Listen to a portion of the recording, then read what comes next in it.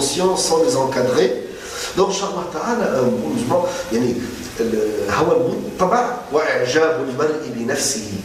quelqu'un qui se vend, moi, je suis bien, je vais arriver au paradis, je suis mieux que vous, moi je comprends, vous peut-être non, moi je suis proche du bon Dieu, vous peut-être non, moi je comprends, vous je doute, etc. etc. Pour vous dire un peu, vous voyez ça, c'est des idées, même si on ne dit pas, on va les dire, mais si on les vit à l'intérieur de nous-mêmes, ce sont des gros péchés. Un musulman, il doit être modeste et humble de l'intérieur, pas seulement parlant de l'intérieur, il ne doit pas se sentir supérieur aux gens. Il ne doit pas se sentir supérieur aux gens. Même les gens qui sont à l'extérieur de la mosquée, qui sont loin, il ne faut pas se sentir supérieur. Même si quelqu'un est dans la boîte, tu passes, tu vois dans la boîte un frère à toi, etc. Ce frère, toi, maintenant tu es dans la mosquée, demande à Allah qu'il t'affermisse pour que tu restes là. On ne sait pas où tu seras dans 10 ans. Et demande l'hidayah pour lui, parce que lui, dans 10 ans, combien de cas on connaît, combien de personnes qui étaient dans la mosquée et qui se sont partis à l'extérieur, et l'inverse, combien de personnes qui ont passé des nuits et des années dans les péchés, dans l'illicite, et après ils sont revenus. Tout le monde peut revenir et tout le monde peut partir. Donc, ne pensez pas que vous êtes supérieur. On ne sait pas qui est supérieur à l'autre. C'est Allah Azza wa Jal qui connaît l'état des cœurs. Et c'est Allah subhanahu wa ta'ala qui sait chacun de nous quand il va mourir, comment il va mourir et sur quoi il va mourir. Donc, un peu de calme dans ces affaires. Il faut demander à Allah qu'il nous affermisse. Il faut demander à Allah Azza wa Jal qu'il nous guide toujours et qu'on meure guidé. C'est ça ce qu'il faut faire. Et avec modestie, avec honnêteté, en étant humble et en ne se sentant pas supérieur aux gens, on est supérieur à personne. L'imam Shafi'i, par sa modestie, il disait toujours ce vers de poème connu, il disait j'aime les pieux et je ne fais pas partie d'eux. L'imam Shafi'i il disait ça alors qu'il était le plus pieux à l'époque où il vivait. Mais c'était vraiment par une modestie qu'il a travaillé, en disant que vraiment j'aime les pieux et je ne fais pas partie d'eux. Il doute s'il fait partie d'eux. Pour vous dire un peu comment le musulman il doit travailler, Inch'Allah Ta'ala, sur sa personnalité. Donc, sur le plan individuel, Inch'Allah Ta'ala, l'éthique, le côté moral, le côté se rappeler de la mort, pour augmenter les bonnes actions, prière, invocation, mosquée, Coran, etc., etc., et pour diminuer les mauvaises actions, mais rappelez-vous toujours des mauvaises actions sur le plan individuel, mentir, tricher, ne pas respecter ses engagements, désobéir aux parents, le faux témoignage, l'avarie, suivre les passions et les émotions, faire ce qu'on veut alors qu'il faut faire ce qu'il faut, hein, et se sentir supérieur aux gens, l'orgueil, la vanité, tout ça, vraiment, il faut le travailler, il faut faire attention, il faut vraiment avancer dans la spiritualité pour éviter ces gros péchés qui ne sont pas moindres que de boire l'alcool, aller dans une boîte avec les femmes, etc. C'est pas moindre. Les péchés que je viens de citer, ils ont été prononcés par le prophète sallallahu alayhi wa sallam comme si c'est pire des versets, des péchés comme l'alcool, la fornication, la drogue, etc. Ils ont été prononcés par le prophète sallallahu alayhi wa sallam avec un langage plus dur que le langage qui concernait les actes illicites classiques et connus, comme la fornication, etc., etc. Donc pour vous donner une petite idée qu'il ne faut pas minimiser ça. Donc ça, c'est le bon musulman sur le plan individuel. Le bon musulman sur le plan familial. Ah oui, le bon musulman sur le plan familial. Il ne suffit pas que je pense seulement à moi. Non, un musulman. Parce que les savants de l'orthodoxie musulmane, ils disent que se marier fait partie, constitue la moitié de la religion pour certains.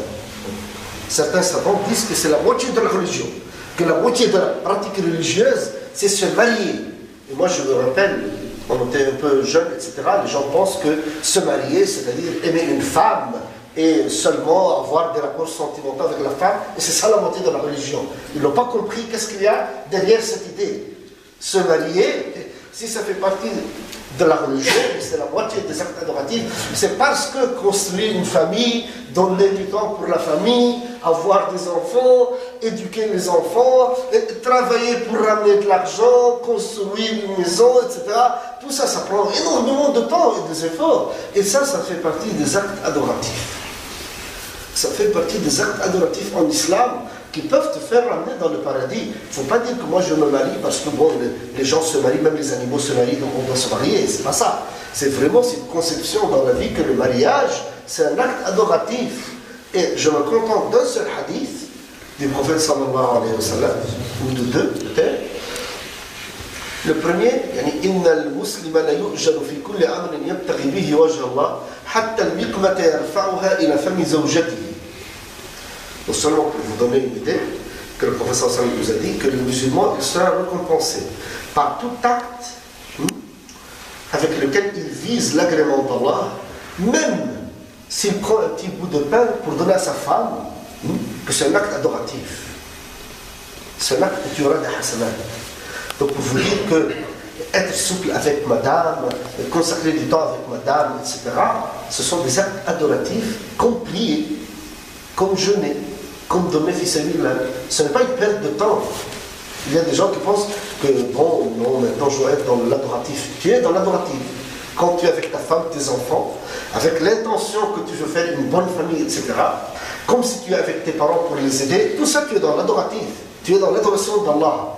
Mais fais attention seulement, moi je vous dis seulement, corrigez l'intention. Ne le faites pas ça parce que, bon, on le fait comme ça parce que c'est la vie, non. Nous on le fait parce qu'on est des musulmans, et un bon musulman, il doit être bon dans ce domaine. Pareil, le domaine familial. Et l'autre hadith, le prophète sallallahu alayhi wa sallam nous dit que dinar تصدقت به على مسكين ودينار تصدقت به على فقير ودينار أنفقته في رقبة ودينار أنفقته على أهلك أعظمها الذي أنفقته على أهلك أو كما قال صلى الله عليه وسلم اللفظ مش هو بنفسه وعلى ما أظن دينار تصدقت به على مسكين وعلى فقير وفي سبيل الله وبعدين على أهلك أعظمها الذي أنفقته على أهلك. Donc le prophète sallallahu alayhi wa sallam il a dit, donc si tu as de l'argent, tu vas donner fi sabilillah. Il dit si tu donnes pour un pauvre, c'est bien. Si tu donnes pour quelqu'un qui est dans le besoin, c'est bien. Si tu donnes pour libérer un esclave, c'est bien. Et si tu donnes pour ta famille, tes enfants, c'est bien. Et même le mieux, c'est celui que tu donnes à tes parents. À ta femme, à tes enfants, etc. Donc pour vous donner une idée, ça ne veut pas dire qu'il ne faut pas donner ailleurs. Il faut donner énormément ailleurs. Il faut donner pour nos associations, il faut donner pour la mosquée, il faut donner pour des gens qui vont mourir de faim, il faut donner pour le secours islamique, etc. Mais pour vous donner une idée que celui qui travaille pour nourrir sa famille, c'est un acte adoratif humble. C'est un acte adoratif humble. Celui qui travaille pour nourrir sa famille, ou pour donner à sa famille, ou pour ramener des cadeaux, ou même le pain, tout ça, ce sont des actes adoratifs. C'est comme la prière, le jeûne, le pèlerinage, etc. Donc ça, c'est quelque chose qui est important. Et il y a encore un autre hadith. من سعى على نفسه ليعفها فهو في سبيل الله ومن سعى على والديه ليعفهما فهو في سبيل الله ومن سعى على عياله ليعفهم فهو في سبيل الله. Celui qui travaille et qui fait des efforts pour qu'il ne soit pas dans le besoin et humilié, il est fi sabilillah. C'est comme si tu fais le khurouj fi sabilillah, si tu es dans le boulot. Hein? Et il dit celui qui fait ça, qui travaille pour ramener de l'argent, etc., pour honorer ses parents, père, mère, pour qu'ils ne soient pas dans le besoin, il dit il est fi sabilillah. Et celui qui travaille, etc., pour ramener de l'argent, pour honorer sa femme et ses enfants, pour qu'ils soient dans le besoin, ou qu'ils vivent dans le RMI, sur l'État, alors que lui, c'est lui qui va les faire vivre, Inch'Allah, avec l'aide d'Allah, c'est fi sabilillah. Donc les musulmans qui produisent dans la vie, qui travaillent, etc., qui ont des salaires, qui travaillent, qui ont la sueur pour avoir le centime, c'est un acte adoratif. C'est un acte adoratif. Même Omar ibn Khattab, une fois, quand il a vu un individu à toutes les prières à la mosquée, un jeune, il n'est pas dans la retraite, il était un peu étonné. Il lui dit, qu'est-ce que tu fais là? Je t'ai vu plusieurs fois de suite, plusieurs prières, tu ne travailles pas? Et là, l'individu, il lui a dit qu'il s'est mis d'accord avec son frère, que son frère va travailler pour les deux, et que lui, il va venir à la mosquée, et il fait des invocations à son frère. Et il lui dit, ton frère est mieux que toi. Ton frère est mieux que toi. Parce que ton frère est un élément dans la société qui produit. Alors que toi, que tu viens seulement à la mosquée, faire les 5 prières, alors que tu as 30 ans, je ne sais pas quel âge, tu ne veux pas travailler. Ce n'est pas ça la conception de la vie en islam. Sinon, tous on arrête, on prend le RMI et on vient prier dans la mosquée 5 prières. Moi, j'aime bien être là 5 prières par jour. Ça me plaît. Alhamdulillah Rabbil Alamin, pourquoi pas? Et je lis le Coran, ici, tout ça, Alhamdulillah Rabbil Alamin. Mais ce n'est pas ça la conception de la vie en islam. De vivre sur le dos des autres. Il faut être la main qui donne, pas la main qui prend. Si on peut, bien sûr. Si on ne peut pas, Allah ghalib. Si on ne peut pas, Allah ghalib. Mais si on peut, et on dit non, non, mais moi ça ne m'intéresse pas, alhamdulillah, je me contente de ça, je prends l'aide et je suis dans la mosquée tranquille. C'est pas ça la conception de la vie en islam. La conception de la vie en islam, c'est que le musulman est un facteur productif dans la société. C'est un facteur qui ramène à la société quelque chose. C'est un élément qui est positif.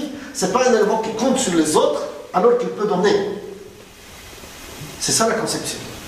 Et c'est pour cela que dans le domaine familial, Inch'Allah ta'ala, sachez bien que le temps consacré à la famille, c'est quelque chose qui est fi sabilillah et c'est quelque chose qui peut te ramener vers le paradis. Donc ça, on peut développer énormément, Inch'Allah ta'ala, mais il y a le temps qui nous presse, Inch'Allah ta'ala. Il reste le troisième point, le rôle du musulman dans la société. Je pense que j'ai introduit ça en parlant un peu de la famille, qu'un musulman dans la société, la conception pour le musulman dans la société, donc un musulman dans la société, tout simplement, il produit. Il doit produire dans la société, pas seulement consommer. C'est égoïste. Il doit produire. Et sachez que le jour où les musulmans dans l'Occident deviennent des éléments qui produisent dans la société, pas seulement qui consomment, mais qui produisent, qui ramènent à la société, ils seront valorisés et respectés. Et nous, moi je me contente de 2 paroles du prophète sallallahu alayhi wa sallam dans ce domaine. La première parole, ما من مسلم يزرع زرعا أو يغرس غرسا فيأكل منه آدمي أو حيوان أو بهيمة أو طير إلا وكتب الله له به حسنة أو كما قال صلى الله عليه وسلم. C'est-à-dire tout musulman qui va planter même un arbre sur cette terre, il dit, si de cet arbre profite un animal ou un oiseau ou un individu ou qui que ce soit, chaque fois que quelqu'un profite de cet arbre, le musulman, il prend une hasana. Et qu'est-ce que vous voulez comme meilleur exemple? Qu'est-ce qu'il faut faire dans la société? Il y a tout élément de laquelle la société produit. Toi, tu as fait un acte adoratif. Même dans le hadith qui est dans Moussa l'imam Ahmad, dans lequel le prophète sallallahu alayhi wa sallam dit إذا قامت الساعة وفي يد أحدكم فسيلة فإن استطاع ألا تقوم حتى يغرسها فليغرسها. Et le prophète nous dit que si le jour dernier arrive, ça y est, c'est le jour dernier, il dit si quelqu'un il a quelque chose dans sa main, il est en train de le planter. D'ici il peut terminer, qu'il termine son travail. Mais qui va profiter? Il n'y a personne qui va profiter parce que le jour dernier, ça y est. Qui va profiter de cet arbre, de cette plante? Personne. Ni un animal, ni personne. Même le système écologique, il n'y a personne qui va profiter. Mais le prophète il a voulu nous donner une leçon qu'un musulman sur cette terre, tout ce qui a un intérêt, il le fait. Et même parfois, même si on arrive au jour dernier, fais-le, tu auras les hasanat. Donc un musulman, dans le plan de la société, il doit produire, il doit travailler, il doit donner. Et quand la société dans laquelle tu vis profite, c'est un acte qui te rapproche d'Allah Azza wa Jalla. Donc, Inch'Allah Ta'ala, je demande à Allah Subhanahu wa Ta'ala qu'il fasse de nous des bons musulmans sur le plan individuel, sur le plan familial et sur le plan social. Et j'espère qu'Allah Subhanahu wa Ta'ala nous ramène vers le paradis directement sans passer par l'enfer, Inch'Allah Ta'ala. Allahumma inna nas'aluka an taj'alana min ahli as-sidq ومن أهل الصلاح والفلاح والهدى. ونسألك يا رب العالمين أن ترزقنا الجنة وأن تجنبنا النار وعذاب القبر. ونسألك يا الله أن تجعلنا مسلمين صادقين على المستوى الفردي وعلى المستوى العائلي وعلى مستوى المجتمع. ونسألك أن تتقبل منا يا رب. وصلى الله وسلم وبارك على سيدنا محمد وعلى آله وصحبه أجمعين. وآخر دعوانا أن الحمد لله رب